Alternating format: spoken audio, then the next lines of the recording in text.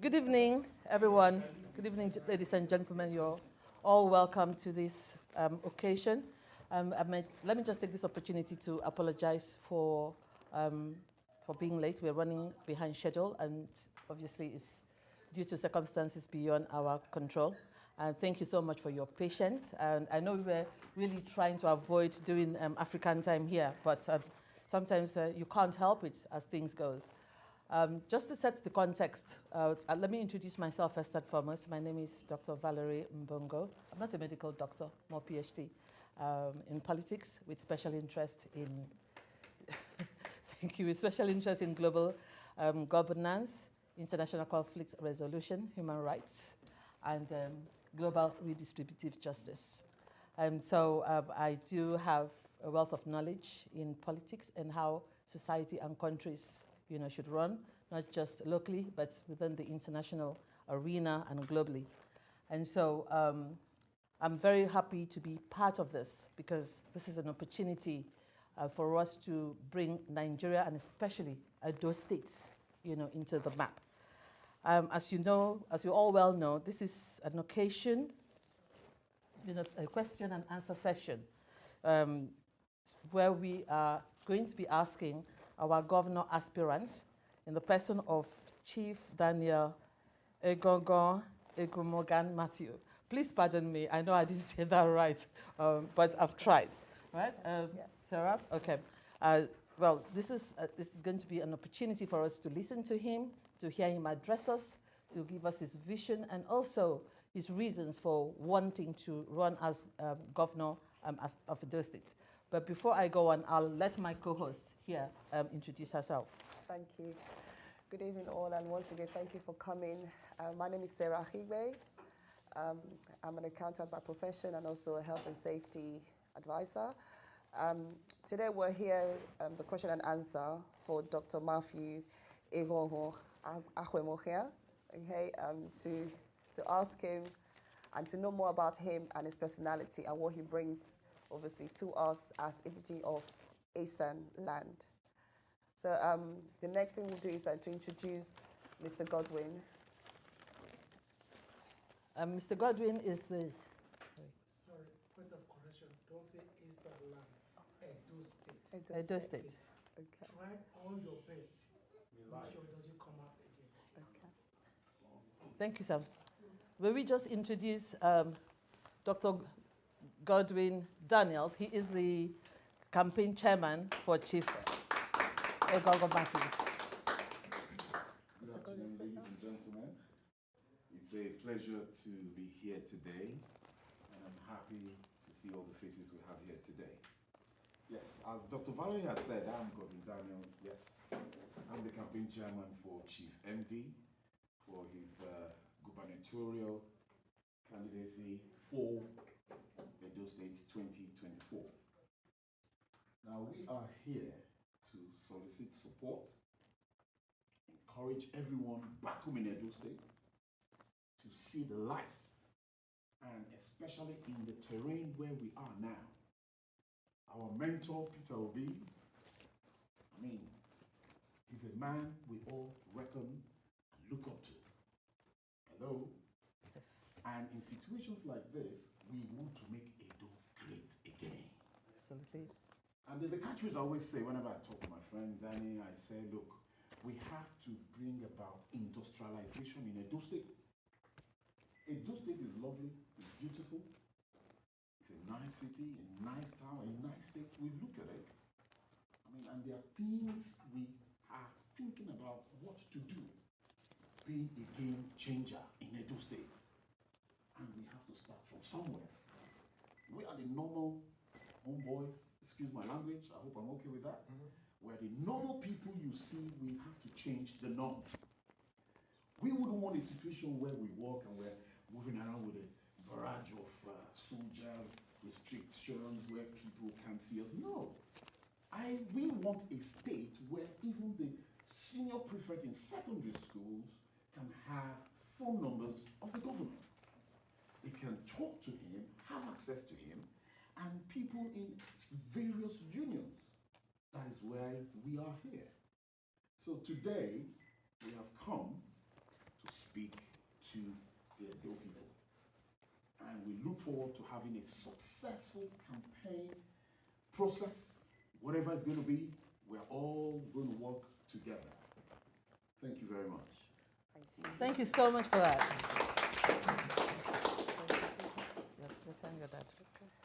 Okay, and the next person we're going to call is Mr. Pascal Orivabo, who is got a foundation with the Edo State in the UK as well. So come on, Mr. Pascal. Good afternoon, everybody. Good afternoon. My name is Pascal Oribabo. He's from Uromi, Mpesa, and Edo State of Nigeria. I'm a former police officer, and I'm now in UK as a safety consultant. I'm also an academic entrepreneur, and we do empowerment and employability. We are game changers, and we make sure people have means of livelihood and we put food on people's table. Yes, and here we're helping the community in UK to work with people in prison, bring them to job, make sure the street is safe for people. And what causes criminality is unemployment, hunger, and homelessness. But this, my organization, we are doing here. And Chief MD, who is the governor aspirant in Edo State, is well known. I invited him, he met and he told me his manifestos, and I believe him. For the reason, for the short time he was the national chairman in UK for Labour, his performance is an achievement. Give me the confidence that he's a man of action, a man who talk and do it. And my personal assessment on him, on his competency and capability, is great. He's got the knowledge, and I believe if you support him to win this election, he's going to bring a deep regeneration of infrastructure and development to people of Edo State and create employability and empowerment. That is empowering the young adult. We all know what's going on in Edo State right now. So young adults, youths, they are being abandoned, neglected. They have no means of livelihood. They are to get themselves indulged in criminalities, in occultism, and just to make ends meet. That should not be the ways of life. They need support from the government. They need support for the people of Nigeria. And this is what Chief MD is coming to do, to make provision for those young adults, to create employability for people, to create education, skills and development for people, that everybody will be able to have means of livelihood, everybody will be able to have food on their table, every family will be able to have access to education. So with his information that he has given to us, I believe if we support him and he wins, and is able to comply this and bring all this into practice, there will be a turnaround in that country, there will be safety. And the question is, what brings criminality, what brings crime is hunger. People cannot afford their rent, people have no food on their table, so they have to do something. They have to go into kidnapping, into assassination with immediate military. But if everybody is well to do, then everybody will live a safe life. Thank you. I just want to use this video to employ everybody that we come together to support him.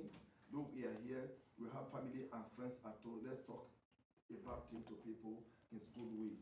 That is having him manifesto. Thank you. God bless you all. Nice. Thank you so much, sir. Right. Okay. Because just step out. You may just address the other people. Acknowledge them. Just acknowledge the other people. Okay, we just want to thank, we've got someone else in the house that would like to introduce as well to have a word. Please, sir.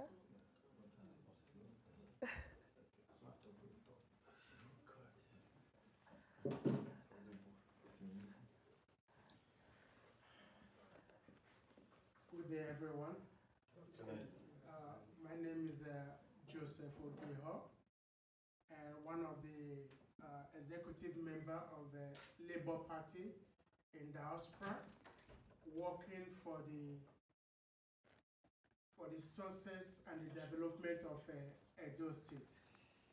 We want Edo State to become a city to be recognized for what it was prior before 1897.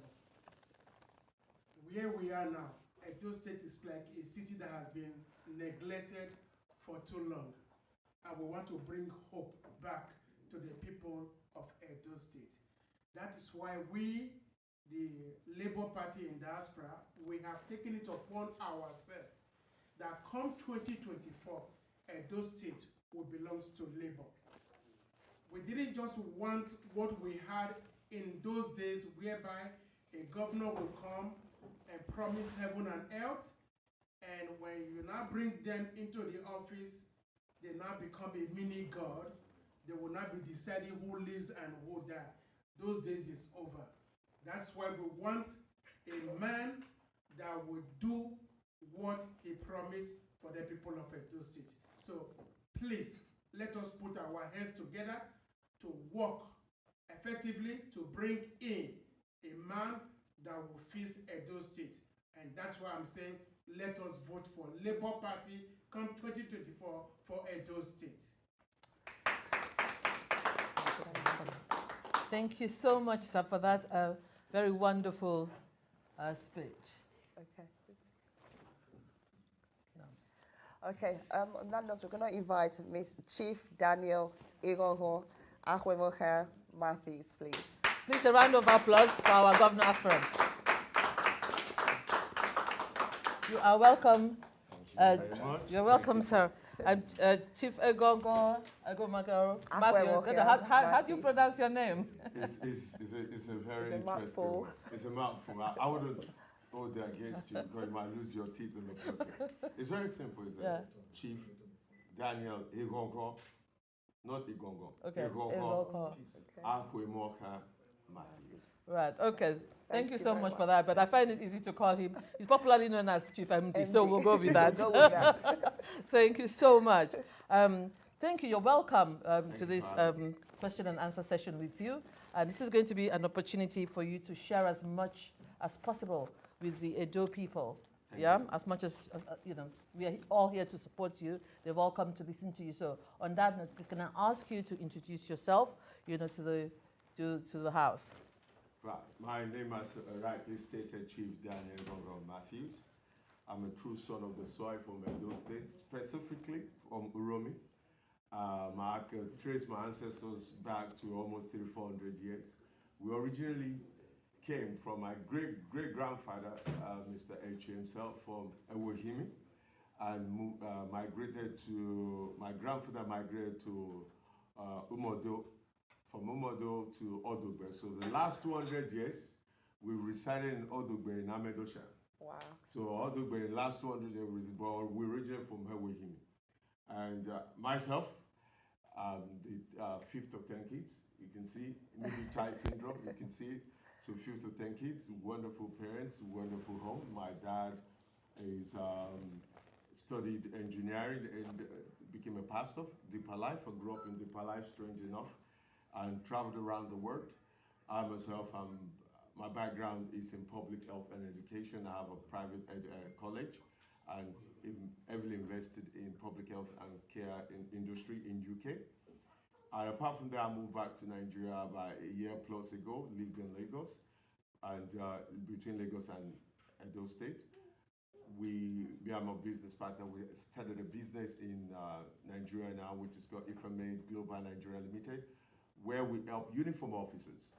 This is a catch-22. The idea when we came about this business was we have this officer that was with us, and he said, hey, by the way, if anything were to happen to him while he was working with us, no security, no benefit, nothing.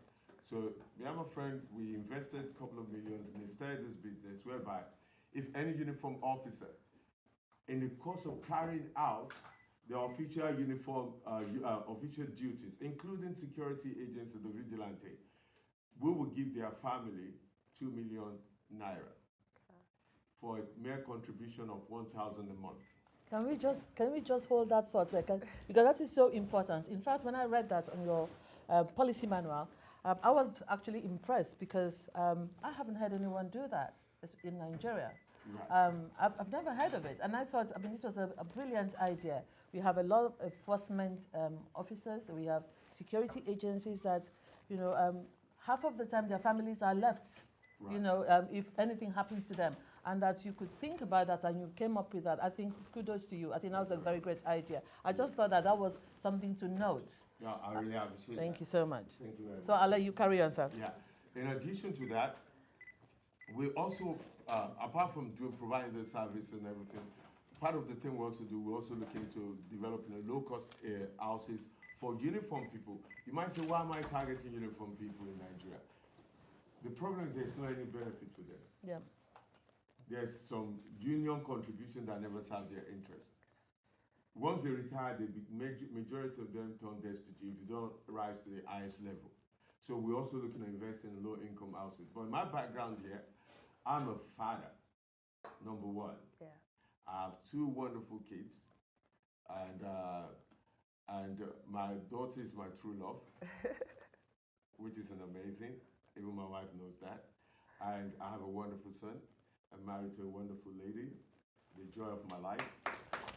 I'm a king. Her name is Christina. I actually call her Orisha. It's my own personal choice. It's not a name. I call her my own personal Orisha. And I enjoy the privilege of being that humble to have a wonderful life and a wonderful wife and a wonderful kids. And yeah, I'm educated. I've traveled the world. Part of my consultancy work that I did or still doing occasionally, I did business development and training across the world, most especially in Africa. We still have a contract through Silica, a third party, where we deliver management and development training for the Egyptian civil servants on how to be commercially operating. Not how to operate commercial to make profit, but commercially operating in terms of efficiency, productivity, and targeted outcome. Okay. So we do that. I also help delivering training through some government parastatals in Nigeria and Dubai, as well as in Nigeria through Zenith training and different elements. So my background is in business development, training, and public health. Thank Right. you. Thank you so much. Thank you for that wonderful introduction, and thank you for introducing your lovely wife here. I'm sure that's our future first lady. So please, can we all give a round of applause, to her? Thank you, so much. So we'll just go straight to the questions. I'll take one, and then you will take the next one, right? Okay. So one of the first questions I'd like to ask you, Chief MD, is what motivates you to run for this office?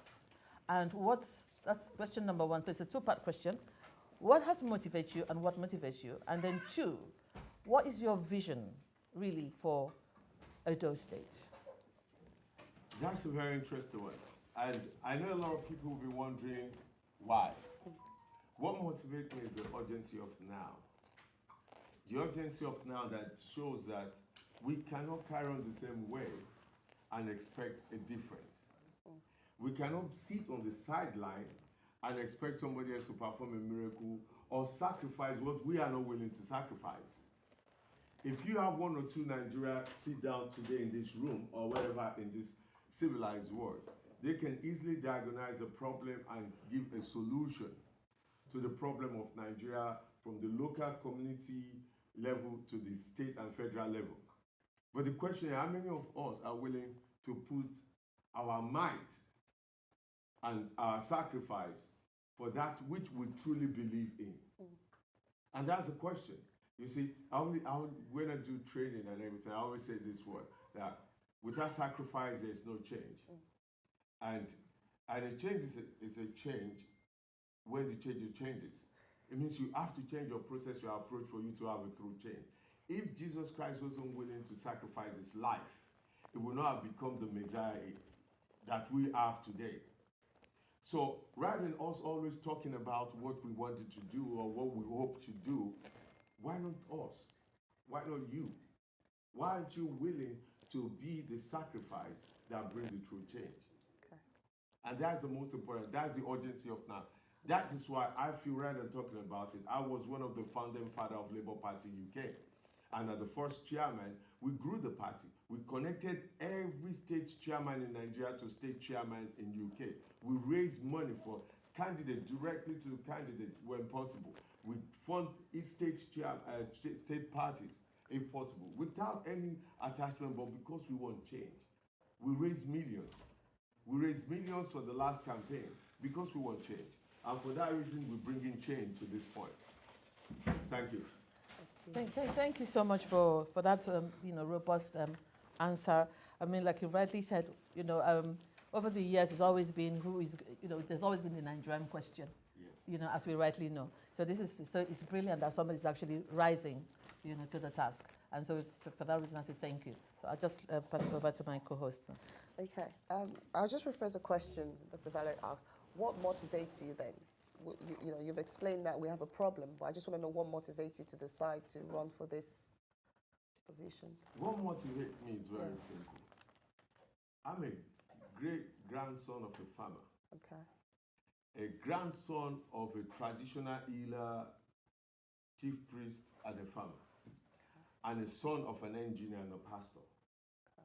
Whose distance from the original roots today is far from where we started from. If you were to tell my great-great-grandfather, or my grandfather, or even my dad, who is still very much alive, who's 90 years old, that one day, a son from the little Odogbe village, who have been privileged to travel the world from America to any part of Europe, apart from China yet, will one day remember home. And his heart will beat with passion and care for the people that where his roots started from. Okay. They may not believe it. But that also applies to each and every one of you here. Some of us here are first generation in UK, some like the Little Princess, the second or third generation. But we all have roots. We all came from somewhere. But just have this in back of your mind, that one day, you may not want to go back, but your kids that you have given back to this civilized world, if you've done the same thing my dad have done, I've instilled in them that they are African before they're labeled as a color, that they are proud Asian man like I am before you're called anything else, and you have roots deep as the deepest valley, wide as the widest desert, tall as the highest mountain. And they should always remember the road. One day they might have the same dream like I have, that I'm going home. I'm going to go see my sisters, my brothers, my cousins, my uncles, my aunties, my relatives in that little village called Odogo. And I'm going to meet people that look, sound, that have the same blood lineage with me. Okay. And I'm also going to try to use every skill I've had in my life to enrich them. Okay, so am I correct to say what you've said now, that what motivates is that you want to go back home? You want home to be where every one of us in the diaspora should be able to come to? I want to create that paradise that your children, your grandchildren, your great-grandchildren from Edo State, from any state, and also have the belief, the right to return, the right to be part of the society or the village or the tribe or the state where your fathers, your grandfathers, your great-great-grandfathers come from. Okay, thank you. And the right to be part of it proudly and be welcome. Okay. That's why I run. Okay, all right. Thank you very much. So what MD is trying to say is the reason, what motivates him, which I like, is the fact that he wants us to be comfortable to go back home. Because a lot of us haven't gone back home, and even though we do take our children back home, we don't go past Lagos. So and I think that can apply to every one of us sitting here and also watching online. So thank you for that. So we're just going to try and run through, because we've got quite a few more questions that a lot of people are asking. Another question I want to ask you is, what are your 3 top priorities if you was to, of course, win this? What are your 3 priorities for the people of Edo State? Good. There are 3 simple priorities which I'm very familiar with. Okay. One is a nation that can out-educate its population or their population. It will be the strongest, both economically and socially and everything, society. Okay. Another one is a nation that can take care of the well-being of the society. Will be the healthiest and most vibrant society, and the third one, a nation that can feed itself. So I have 3 major plans. I focus education. Revolutionizing the education system in Edo State. That's one of my key policies. Education, public health, and farming. Starting with the education. I would create an education policy where every local government will have colleges, technical colleges, Technical colleges within 2 years. What we have in Nigeria now is not strange. We have educated job seekers who go to school, some of the schools call it something that's supposed to take them 4 years, will take them longer. They come out, they're all job seekers. But I want to create a 2-year college financed by the state that when you study there, you're also being trained to become an entrepreneur, a self-sustained person. But in addition to that, we're also going to give them a 1 million naira enterprise startup loan with maximum 5%. We won't go beyond 5%. Enterprise startup loan. Just say, for instance, you study mechanic, you study car mechanic, you study welding, you study electrical engineering in that 2 years. The three of you come together, you go open a business.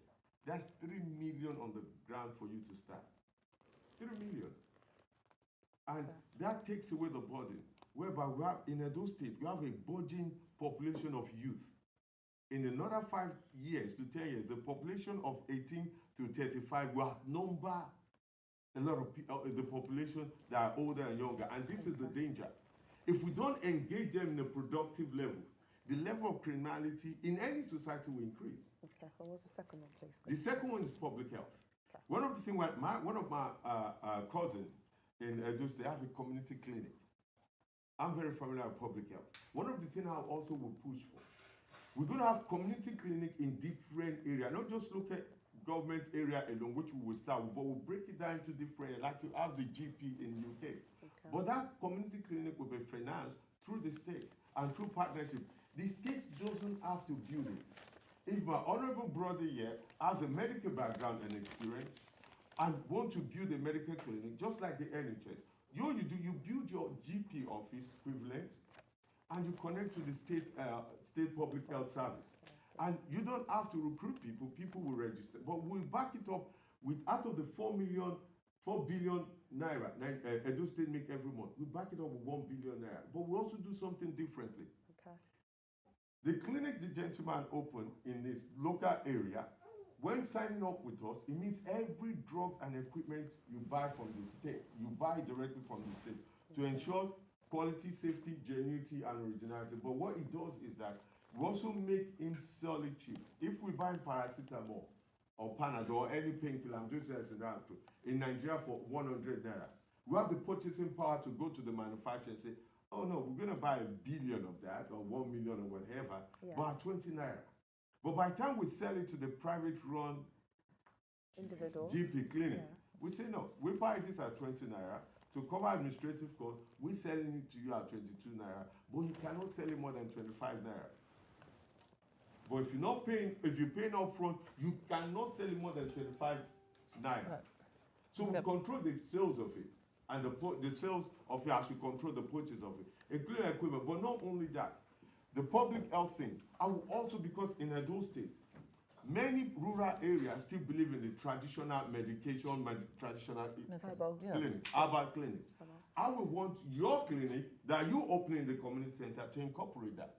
There's so much richness in our traditional medication. Yes. I was with my aunt who cures fibrosis women, fibrosis and infertility in women and men. Through traditional clinic. Our place is always packed. I was there one day, I'm like, how do you survive? How do you survive? I'm using traditional medication. Okay. So we can do that. Okay. And the third one is farming. Okay. A nation or a state that can feed itself have everything in control. You lack, there will be poverty, you will eradicate. Joblessness, you eradicate. And foolishness of youth will also be taken out of context. What I will do, out of the 4 billion we receive, I will dedicate a grant, not a loan, a grant for those who want to do industrial farming of 100 million naira. But check this out. That 100 million naira is to say, if you get 100 million naira to do industrial farming, everything you will use as a raw material, including your packaging, must be from a business in Edo State. So if you want to buy a nylon bag, a nylon bag to package your resources, you have to look for a company that produces it, or I tell the company to move. You can sell your product outside Edo State, but you create employment through that. You understand? Thank Security is tail end to that. Because without security, none of this is possible. Yeah, It's thank you just very part much. of the Just part of it. purpose. Yeah, that's how we said the top three. Yeah, but I just want to add security for a purpose. You know, Edo State government every month gets 950 million naira on security vote. Security, 950 million naira. This is what I will do with that. We have 3 senatorial districts. If I cannot control the police because we don't have a state police, we will have a special force passed by the state House of Assembly. Will pass a law creating a special force. That special force will be a minimum of 1,000 in each senatorial district. They're not there to arrest people on the street or anything. They are there for one mission only, to go after terrorists, kidnappers, and killers, and armed robbers. They go specifically targeted for that. I will dedicate for each every quarter out of the security vote money. I will dedicate 100 million to each of the senatorial districts to recruit, train, and equip, plus an additional money for them. So it means, and not only that, I will also create a special state insurance for them, whereby those fighting terrorists in the state, if they get killed in the process, their family will get 10 million naira. Wow. Right. Their family will get immediate 10 million naira if they get killed in the process of chasing a terrorist. In addition, that we digitize the process. If you hear in this road, kidnappers are happening and they run into this bush, take a drone, chase them on top there.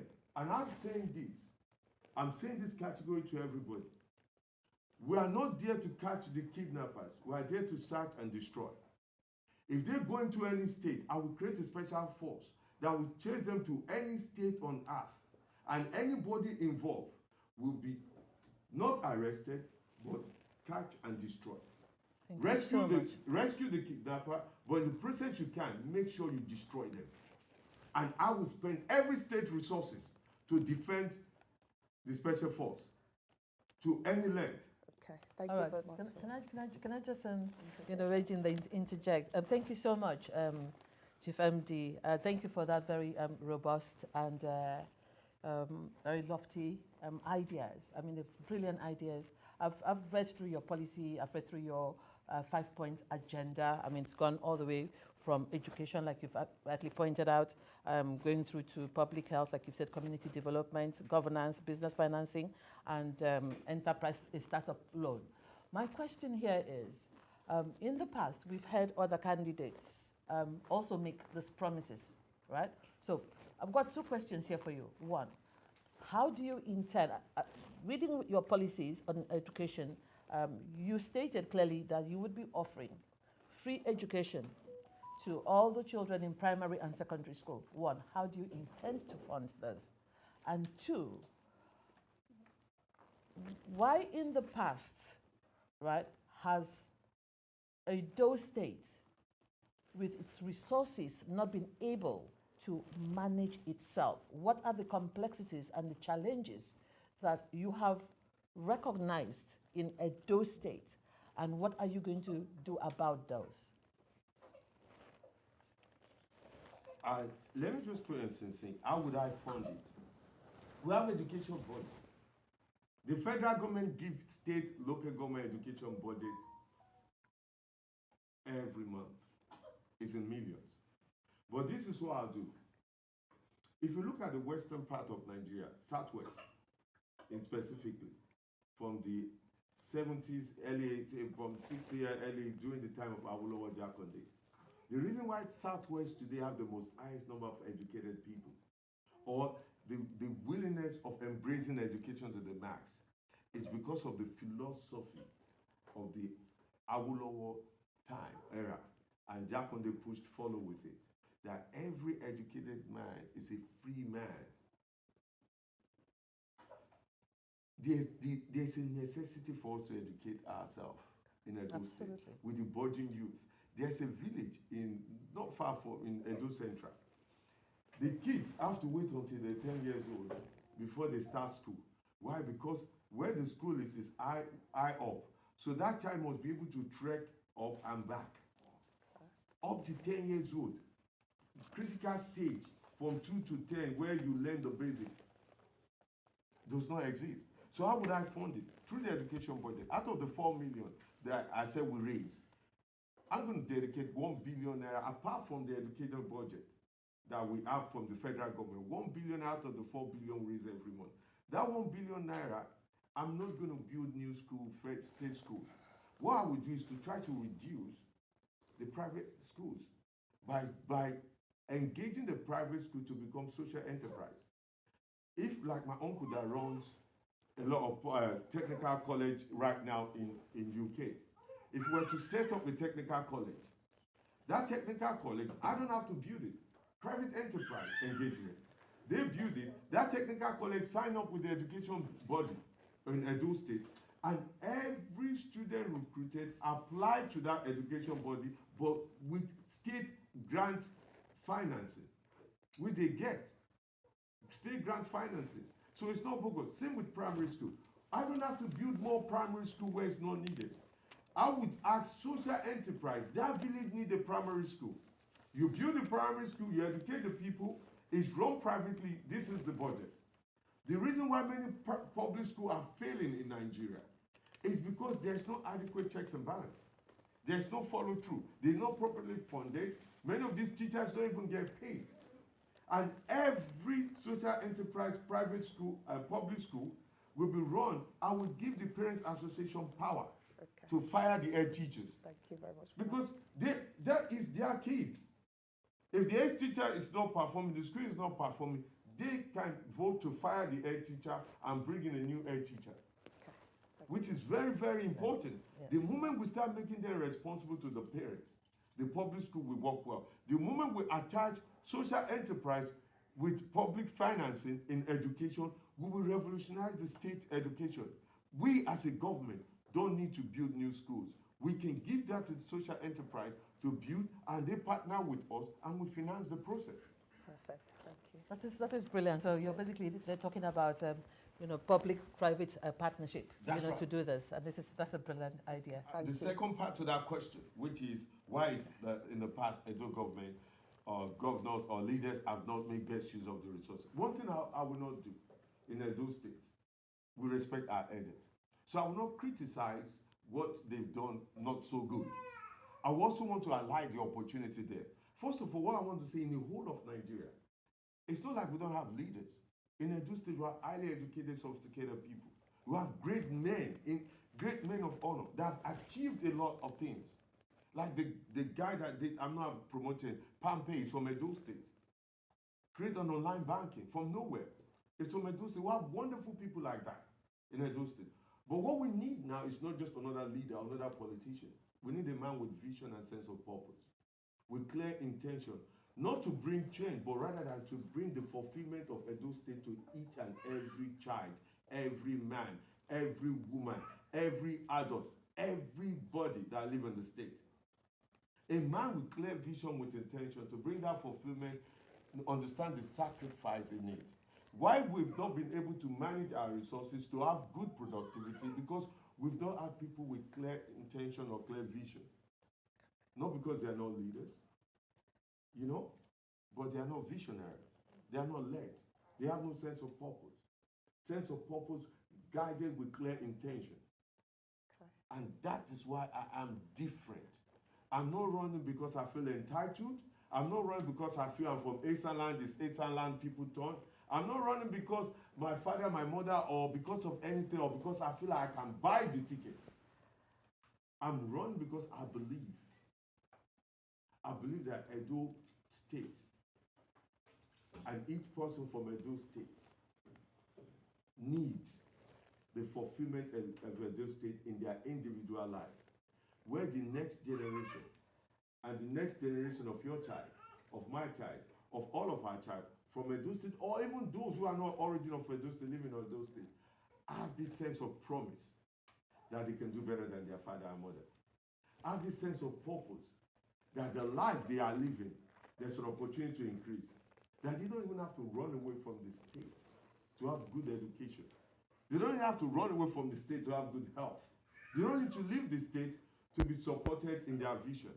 Because the enterprise startup loan We're also going to create a microfinance bank, a state bank, microfinance bank solely dedicated to financing the project of education, public health, and the public health thing. People are, how are you going to do the public health?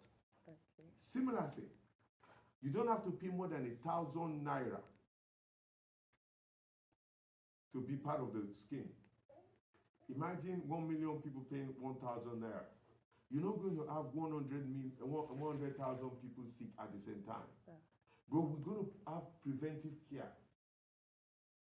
Part of my goal of having a public health that is based on local areas is preventive care. If we can prevent it, it costs less. Rather than after sick. My own sister died through malaria because she was taking the wrong medication, didn't take her to the hospital on time. My own sister died because of that, when it could be prevented.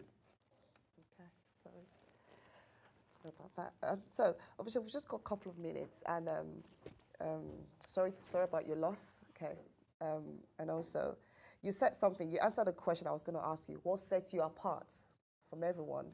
So I'm correct to say you answered that question. You've answered that question already. Okay. You know, in there, and which is good. Which is one thing we want to know as before we vote for the right person or we think the right person. That is what we want to know, and I'm happy to hear you say that. Another thing I just want to ask before we go is, if elected, what would be your major thing, the major thing you would do in the first 100 days of sitting in the office? The first one, I'm not going to allow the same thing that happened to previous government or government that have come that took them 100 years before they appoint their cabinet. Okay. The first 100 days, before the first 100 days, through this transition period from winning the election, which I would by the special grace of God, to the actual inauguration, I will set up a committee to make sure I've appointed all my cabinet, not after. Okay. I will announce them even before the inauguration. And what I will do, the rising tide lift up all. All the party officials at the local government level will be my first pick. And I'm sorry to my brothers and friends in the diaspora, these people knows the community. One of the things I discovered over the years is that when you have a governor that comes in, he now exports people from everywhere else whose interests are not even aligned. They might come from the state. Let me give you a good example. If, for instance, in my Odogbe village, where I'm from, you now give a contract of developing the roads or the community of that Odogbe village in Urom to somebody who is from Edo North or Edo South, who's not origin for nothing wrong with that. There might be an expert. Nothing wrong with that. The person is not from that Odogbe Urom. Compared if you give it to somebody who's locally from that Odogbe Urom place, who do you think will take it personal and do it, regardless the amount you paid? It's the same thing. Yeah. Rather than exporting some expatriate and put them in a position where they've lived outside for 100 years, who do you think will be more passionate than a local man there who knows the area and everything? So that would be my first pick. Okay, for the first 100 days, every commissioner chosen, every director picked, I would say I'll give you 1 year. It's not a job for life for 4 years. I give you 1 year to produce something. Okay. You have the support, you have the budget. Okay. Another question? Yes, absolutely. That's a very interesting take. I like the fact, I like what you just said. You will give your commissioners 1 year. And I think that would obviously inspire them to make sure that they deliver. So basically you're saying you deliver, you stay, you don't, you're out. And I think, you know, you're coming up with very innovative and new ideas. And I think that is what I like about what I'm actually hearing. You're actually thinking outside of the box. And that is what I think Edo State and today's world actually needs. So thank you so much for that. And I think that even in that, because the next question I was going to actually go to was to ask how you were going to work to bridge the divides and promote unity amongst the different communities within the state. Because we know in most Nigerian states, I'm sure Edo State is not different. There will be like division between, you know, the different communities and the different how you're going to promote that unity, how you're going to, build this bridge and unite the people of Edo State and make sure that everybody is well looked after and everybody has the same values and it is one people speaking with one voice after the same thing. How are you going to do that? It's very simple. We have three major languages in Edo State. This is very simple and direct. Have a good Edo agenda, not a segmented agenda. I'm a proud ASA man. And I know a lot of people are saying ASA agenda, and I believe in it. So those who are saying Benin agenda, I also believe in it. And those who are saying the Northern, I also believe, but I have one clear Edo agenda. The agenda that benefits everybody equally, not especially because this person from Edo Center, that from Edo North, this one from Edo South, where a governor comes in and all they want to do is to focus on their own area. If this area doesn't need an hospital, already have one, there is no up to par. Why build another one there? Why not try to make that one work well? And if this area lacks hospital, even though it's not from where I'm from, why deprive them from hospital where they need it more? Because I'm not from Edo North or Edo South or Edo Central, then I go and build it where I'm from, where there's already functional one. It doesn't make sense. And promoting that unity is identifying one clear objective. Every Edoite is the same. We all bow to the Oba of Benin. The Oba of Benin is the supreme of all the Obas in Edo State. We're all united and bounded by that. For that reason, if you treat everybody with a clear agenda, a clear purpose, and a clear sense of intention, even though if you're building a school there, you haven't built a school yet, everybody will patiently wait for what is due to them. I don't need to build the same colleges here when there's already one that's not functioning. I don't need to build another highway here when you have already 10, 20 highways that's not properly maintained. I don't need to dig more hole here when there's enough pothole to fill. Edo agenda, not a segmented agenda. Edo agenda is what will unite us. And I'm not against people pushing one area agenda that they actually support that. But Edo agenda will bring the unity of equal development based on need. Yes. Based on need. Not development that I build one school, you have to build one school, you have to, based on need and demand and requirement. Thank you so much. I think that is really interesting and a brilliant response, because what I hear you say, you're going to be running a very inclusive government where everybody, doesn't matter which part of the senatorial district you're from, you have equal rights, just like any other Edo man, and also you're going to be using the resources of the state appropriately. So it's going to be needs driven. Absolutely. And there's no wastage. And I think that is a brilliant idea. And, kudos to you. I think before we move, I only have one last question, right? Because we are obviously running out of time, but one last question to you. And this is really, really important, because when we look at the audience, everyone here is in the diaspora, okay? And everyone here, the Edo people in the diaspora, they do have needs, whether back home or here in the UK. What plans do you have within your policy for the Edo people in the diaspora? I want to say this to you boldly with my hands on my chest. One of the things I'm going to do is to guarantee your right of return and safety in Edo State. I'm going to create a special commission, because one of the problems is many of you are afraid to come back home because the family friends that you say help us build house, either they swindle you or something. And when you come back home, the security that you and life is threatened.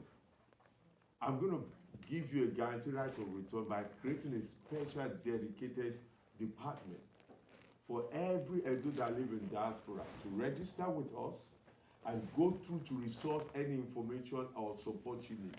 Part of the thing I'm also going to do is to have a special delegate. Who will special delegate for us, like you called Minister of External Affairs. Yes. We're going to have special delegate team that wherever any Edo man is, that special team, if I pray not in trouble, that's when you call us. That special team will go around the world. There will be no Edo man locked up because of immigration while I'm a governor. I will spend the last penny. Freedom of movement is guaranteed in the UN chapter. There will be no Edo man unnecessarily locked up in anywhere outside Nigeria, even anywhere outside Edo State. That my special team, the special team we have created, there's a lot of Edo people outside Nigeria, outside Edo State, across the world. I will create a direct liaison team. We'll have a department. This department is outward looking. They're also sourcing out businesses to bring home from some Edo people outside Nigeria. And if any one of you, underneath my administration, have an issue that somebody tried to deprive you, steal your money or anything, your business or anything, that department will fight for you. All the community, Edo community across the world will be registered. And I will also encourage either through the embassy or directly through different organizations that get the list of people, even third, fourth, fifth, sixth generation of Edo people. Educate them about the state. Right of return. Right of return will be guaranteed by my administration and will be personally supported through every means, including financing. Okay. Thank you very much. Thank you so much, sir. That is a wonderful answer.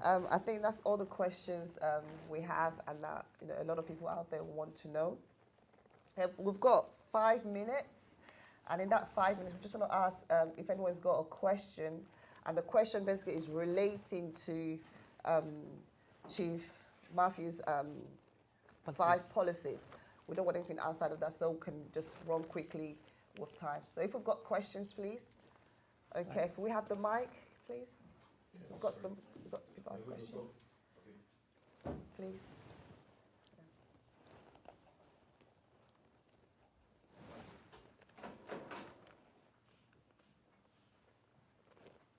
Thank you. Okay. I think it's that gentleman there. Yeah. Thank you. Thank you. Okay. Yeah. Okay, it's over. A job well done, sir. I appreciate everything you said, and I love everything. And I believe that if God, by the grace of God, that you become the Edo State governor. Amen. And I believe God will give you the grace Amen. to fulfill all that you have promised. Amen. And the problem I have observed in Edo State is the diaspora want to go home and establish. But the diaspora have one problem: nobody to solicit for them. And this has frustrated a lot of diaspora in terms of bringing from abroad businesses, building companies, and building houses, or whatever they want to establish in Edo State. Yeah. And they will say, bring your money, and we will do it for you. And they send home money, and after 2 or 3 years, they go back home to see what they say they have done. Yeah. They send their photos, but when they got there, it's an empty land. So that we have to stop. That's why we, the diaspora, we have decided to come up with our own list. As a member of Labour Party in diaspora, and also as an executive, we want to make sure that every Edo man or woman in diaspora that want to invest in Edo State come and invest, knowing that his money and his life is guaranteed. That's why we are going to ask you, if you become the governor of Edo State, because we are coming with money, we are not coming with empty-handed, we want to make sure that our investment is secured. Yeah. Will you be willing in your government house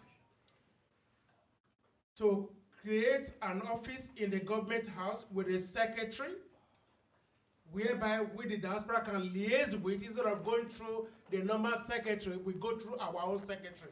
An office in the government house with a secretary. Will you do that for us? Good question. Not if, but when I become the governor. When you become the governor, will you do that for us? I just said it earlier. Yeah. I'm going to create a special task force that is outward looking. Okay. Let me answer that in a connection to what you said. I'm going to create a special task force group of people with outward looking for the protection of the same thing. Now, would I create a secretary in the government house? That's not the importance, right? Either in the government house or a whole department that is sole purpose. A secretary is one. A whole department is sole purpose to look after because I also spent 5 years outside Nigeria. Okay. Thank you. I've spent 35 years. Okay. Many of us probably more. Okay. My uncle is a Methuselah. Me, I've spent 1,000 years outside. However, we need that department than just a desk. Yeah. Okay. And, So thank and you. the second one, we want a secretariat whereby, you see, we have a problem when the businessmen come from abroad. They are dealing with the people at home. The people at home does not understand the mentality of those coming from abroad. Because they've been abroad for a long time, their mentality have changed. But you are dealing with them not with what they know, with what you know, and doesn't conform together. So we need a secretariat that will handle business from diaspora. Okay. That will make sure when diaspora come to do business, and they are doing business with people of their like-minded, not with the sentiment of the people in Edo State or in Nigeria. Okay. Would that be possible? That's what Yes. the department would do. Okay. Definitely. Okay. Thank you. Then the third one, we want a guest house for the Labour Party in diaspora when they are bringing in executive or business directors from abroad, that they are not going to be left stranded, uncared for. So we need a guest house whereby whosoever is bringing in a business from abroad, and with the people they are bringing from whichever state they are coming from, they will have a place related to where they are coming from. Will you do that? I will say this clearly. When I become the governor of Edo State, I'm not just the governor of Labour Party or PDP or APC. I'm the governor of everybody. That transcends beyond just a party. Thank you very much. And my goal and intention is to serve everybody. Okay. What I will do is to create a department that will protect and look outward for businesses and everything, and guide and support.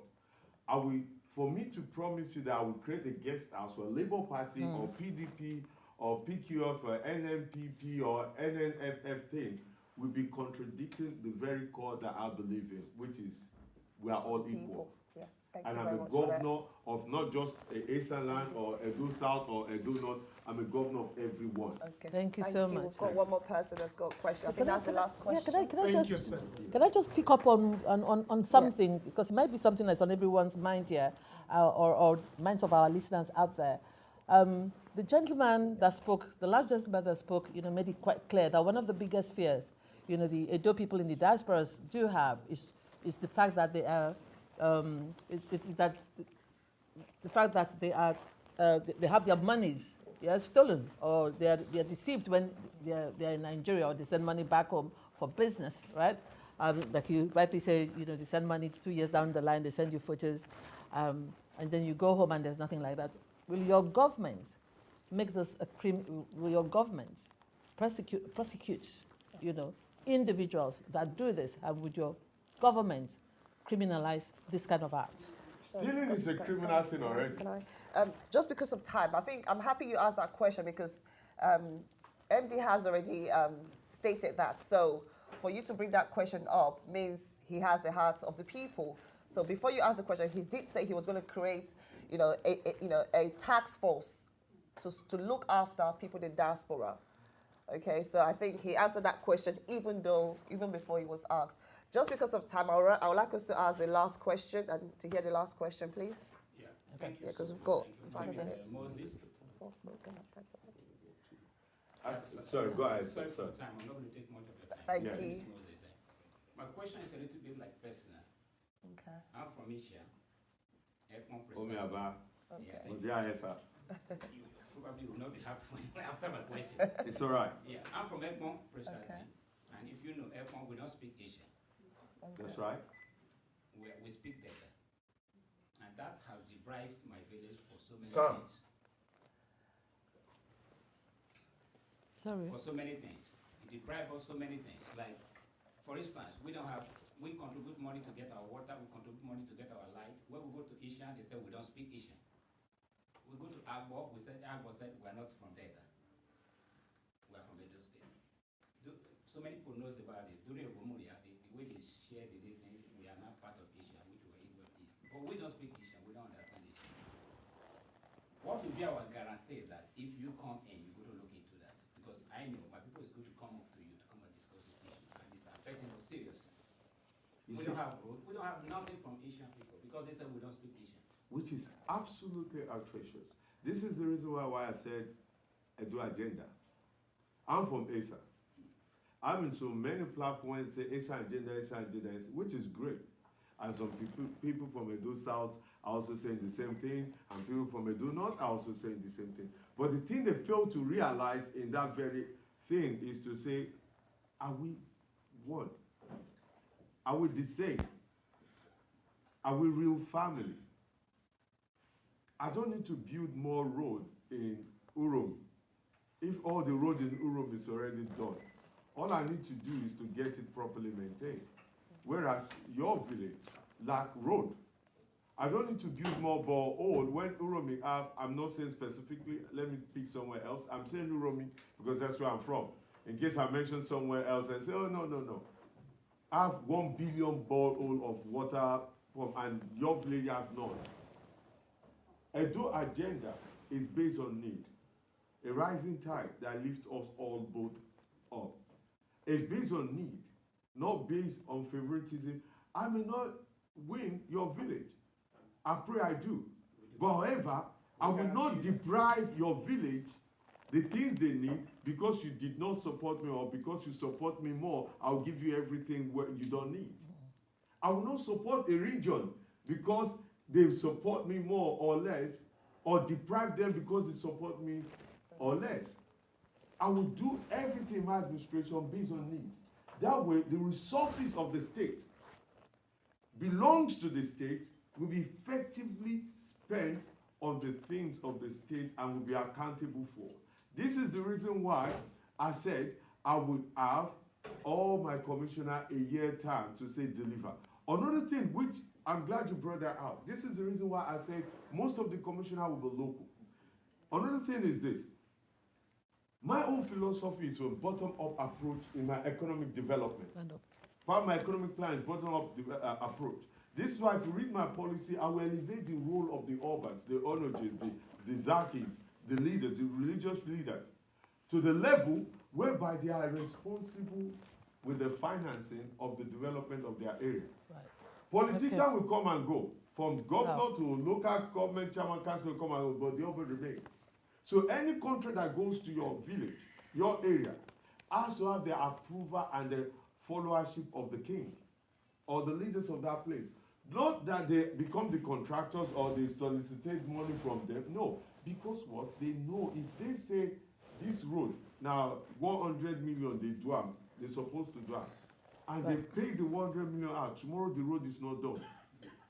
We hold the people accountable. The traditional rulers, we hold them accountable. I will give traditional rulers the power to sue. I will give local community leaders the power to sue. If you award a contract, it's only in Nigeria. You award a contract, and the people who got the contract will not deliver, and nobody complains. Right. Pass the law, the right for the community people to sue. And every contract that is awarded will be published to who and at what amount. If, say, for instance, to do this road, we say it's 100 million, and we give it to, my uncle is a very good man, I can't say. We give it to that, my cowboy, the campaign chairman. Imagine. And it's 100 million. However, the campaign chairman only got the contract at 20 million out of the 100 million paid to him. And the campaign chairman said, well, it was supposed to be 100 million valuation, but on paper they say they pay me 100 million, but this is all I got, 20 million. And the 20 million is only enough to pour sand on the ground. Now the community will have the right and the power to sue. Not just sue the state, they can go through each individual. Even the contractor will now have every contract. We give the contractor the power to sue. So when they look, the greatest people who commit this atrocity are the local civil servants. When a civil servant says, I'll let you give me money before I give you this payment and everything, I would say, give them. Thank you. Use it as a rope to hang them. Thank you. We are really running out of time now. Thank you so much. Thank you so much. Right. Okay, just I'll just let you know the honorable here say the last word, to the people. Thank your guests and thank your viewers, and also let them know you need their support and when you need it. Right. First of all, I want to thank everybody for coming.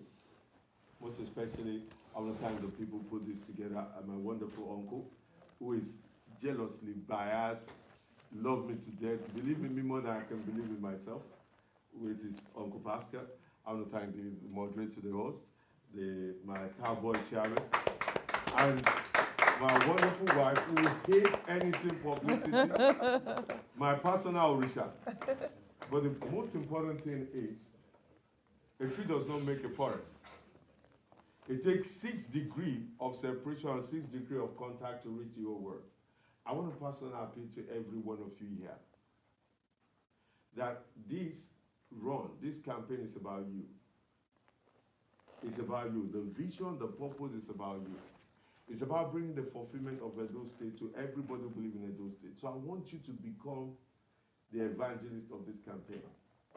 Go into the word and convert other people to believe in this campaign, to follow and support by every means possible, to be able to go and tell them that one day, I personally believe, Uncle Pascal, or the gentleman, I also believe that one day, my child will have the vision and the passion, will have the strong belief that they want to go back to the state of origin.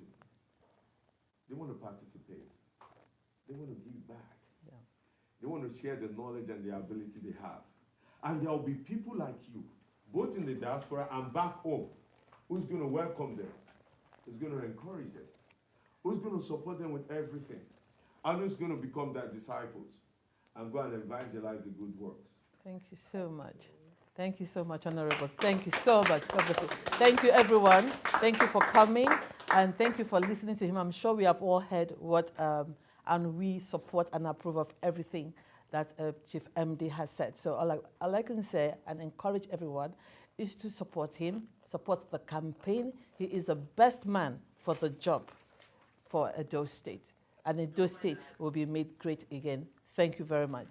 Now, light refreshments. And then there'll be light refreshments, and there'll be, we'll have a piece of pen and paper, so you can please put down your name. Like we rightly talked about, there's going to be a Aspirant, a liaison office, and we need to have details of everybody, all the Edomites. I think that's how he said, right?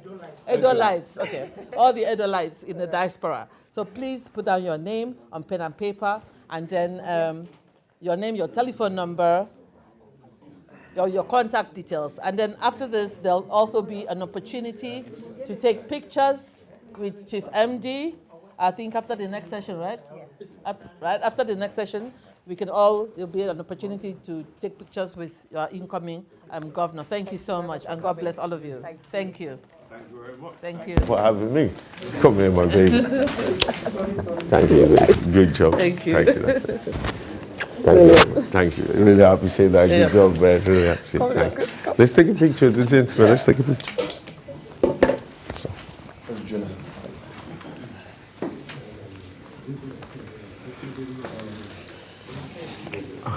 Sorry. Okay. Come, Justin. Sorry, come. Oh, yeah, come. He hates all this. You put your back down. No, we're so good used to the idea. Yeah, exactly. We know that. Okay. Yeah, okay. Move closer. Hold on, put the hand up. Sarah, come join. Uncle Pascal. Sarah, come here, baby. Come next to my wife. That's my baby. Prince. Hold on, let's take this quickly. PJ, Jonas. It's good. Yeah. Yeah. Peter.